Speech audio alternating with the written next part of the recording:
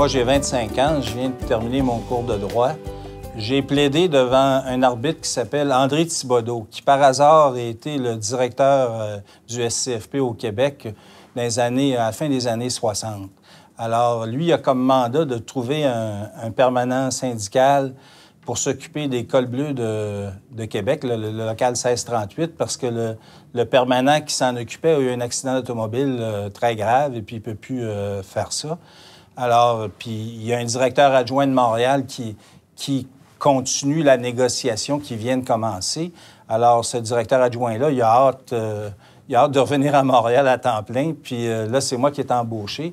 Alors, j'ai un peu un entraînement avec ce directeur adjoint-là pour comprendre le dossier. Puis après ça, je commence à négocier le 1638. Je ferai d'ailleurs 3 négociations avec le 1638, 72, 75, 77, avant de m'en revenir, de venir à Montréal.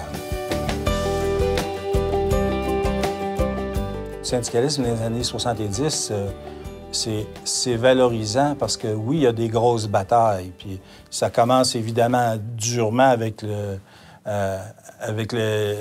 FLQ puis tout ça. Mais il y a un front commun qui est créé dans le secteur public.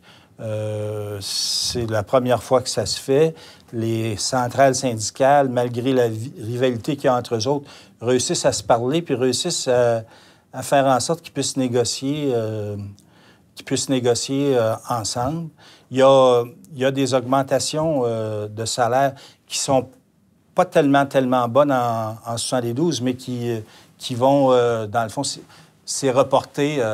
Les vraies augmentations, ça se passe en 75-76. Il y a des améliorations beaucoup dans les conditions de travail. Le slogan de 1972, c'était 100 $ par semaine. Ouais. Ça avait bien pogné. 100 $ par semaine, ça va bien. Quand on négocie, puis on a atteint le 100 $ par semaine en 75 ou quelque chose comme ça. Mais là, on cherche un slogan en 76, puis là, on dit 165 $. Mais c'est pas très, très sexy, tu sais. Tu sais, je veux dire, on veut 165 $. Ça, c'est le salaire minimum là, dont on parle. Alors, c'est vrai que l'inflation, elle commence à augmenter, puis il commence à avoir beaucoup d'inflation. Puis c'est sûr que les clauses d'indexation, c'est des clauses qui prennent de plus en plus d'importance. Puis si on peut passer au deuxième mandat Lévesque, en 80, il ne faut pas oublier qu'il passe une loi spéciale et puis qu'il baisse les salaires des plus hauts salariés de 20 %, mais mettons, du salaire moyen en montant, ça baisse, il baisse les salaires de 20 %. Il y a des salariés, là, des professionnels ou des plus hauts salariés, ça va leur prendre 5-6 ans avant de rattraper le salaire qu'il y avait en 1980. Négociation du secteur public, j'ai participé à 2 niveaux. Premièrement, dans la santé, j'ai fait la négociation de 82, là, où on a eu... j'ai gagné moins 20 % pour tout le monde. Après ça, il y a eu celle de 86 où ça a été relativement correct, là, mais... on m'avait demandé de participer également, là, puis je suis intervenu là. Et la dernière que j'ai faite, là, comme coordonnateur, dans le fond, comme porte-parole, c'est en 89. En 93, je suis élu, maintenant ça serait nommé, mais dans ce temps-là, c'est élu directeur adjoint. Puis je remplace finalement en 95... quelqu'un du 298, puis je fais la coordination des négociations du secteur public pour la FTQ de 95 jusqu'à ma retraite, en fait, jusqu'à 2003. Alors, c'est sûr que c'est des grosses négociations. C'est des négociations où, d'abord, il faut s'entendre au niveau du SCFP. T'as la santé, t'as les cégeps, t'as les commissions scolaires. T'as certaines sociétés d'État aussi qui sont concernées par ça. Alors, tu sais, ça fait un groupe de 4. Ensuite, il faut que tu ailles voir tes collègues de la FTQ, le 800, le 298, puis le 57. Tu t'entendes, puis après ça, tu t'en vas, puis il faut que tu rencontres les gens de la CSN puis de la CSQ. Alors, avant de déposer une demande, ça prend quand même beaucoup de concertation, puis c'est beaucoup de travail.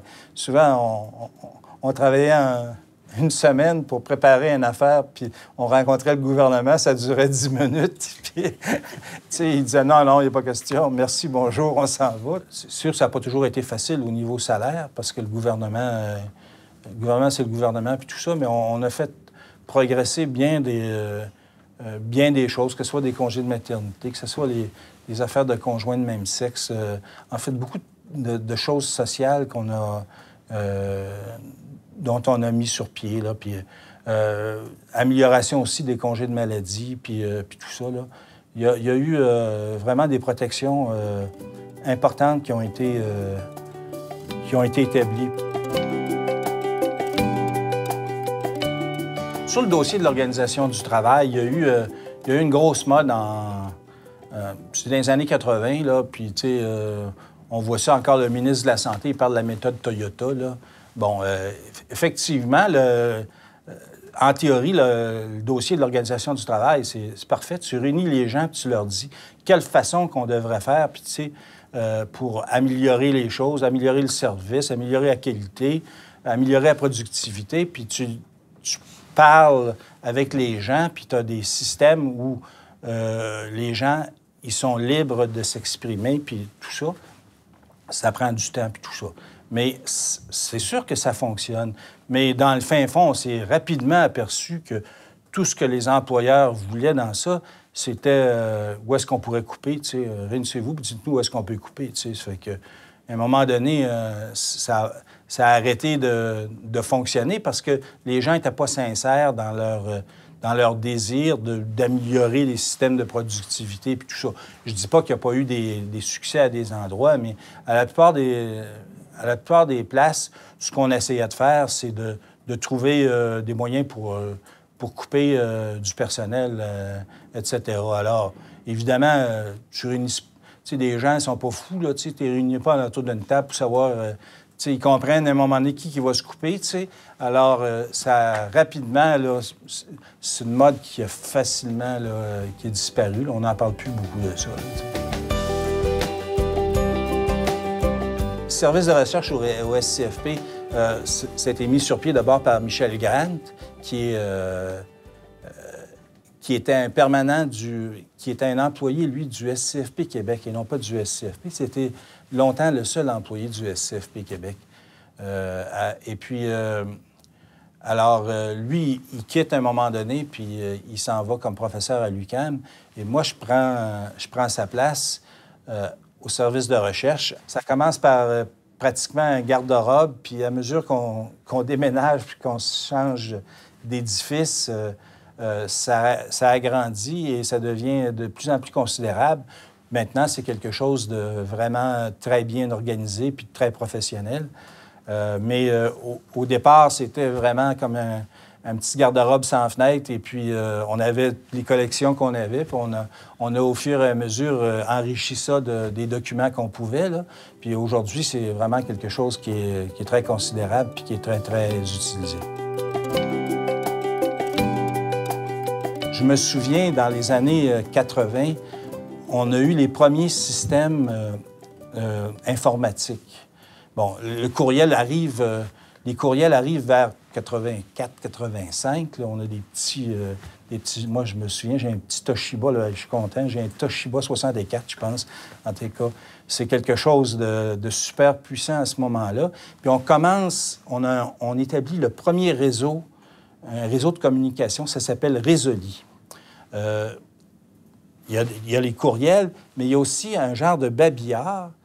Alors, tu as un mot de passe, tu t'en vas. Puis nous, un exemple, dans la santé, on faisait des rapports, on avait une séance de négociation, on faisait une page de rapport. Voici ce qui s'est passé dans la santé. Puis ça, tout le monde était capable, dans la santé, qui avait un ordinateur, puis c'était la majorité, là, était capable d'aller voir, puis d'avoir, dans l'immédiat, là, le lendemain, il y avait un rapport de la négociation qui s'était passée. Tu sais. Puis il y avait une autre conférence où ces gens-là pouvaient aussi mettre des commentaires puis nous faire des recommandations ou poser des questions si c'était pas clair, etc. Mais c'était vraiment les débuts de l'informatique, là. les gens, dans le temps, ils se sont battus, là, puis ils ont obtenu des résultats. C'est pas plus facile maintenant. Il faut continuer à se battre si on veut obtenir, maintenir la justice sociale.